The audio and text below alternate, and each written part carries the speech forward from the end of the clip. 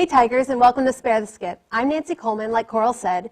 If you're dreading the onslaught of Christmas music we'll be hearing in a few weeks like I am, you can always rely on these tunes to mix things up. On Spare the Skip this week, I'll be running through the best releases from this week. First up, Coldplay released their new single, Adventure of a Lifetime, on Friday. The single is the first from Coldplay's highly anticipated 7th album, A Head Full of Dreams, that drops this December. Adventure of a Lifetime is an energetic indie anthem with a recurring riff to drive the song forward. This song was the perfect hit to preview from the album. Adventure of a Lifetime is easy to dance to and will put anyone in a good mood.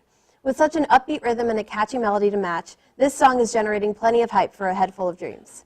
Next is a new album from indie pop singer Ellie Goulding.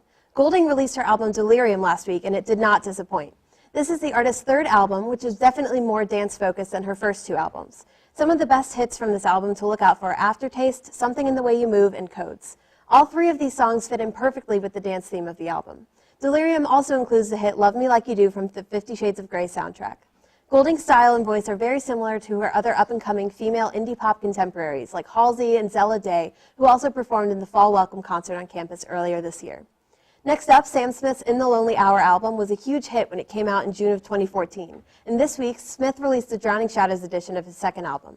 This new edition features 9 more tracks on the deluxe edition In the Lonely Hour, including Smith's chilling cover of Whitney Houston's How Will I Know, and his new single, Drowning Shadows. The new edition also features Nirvana from Smith's first album of the same name and several versions of Smith's songs with other artists, like an incredible collaboration between Smith and John Legend on Lay Me Will Give You Chills, not to mention a version of I'm Not the Only One with ASAP Rocky. Up-and-coming group The Japanese House released their new EP, Clean, this week.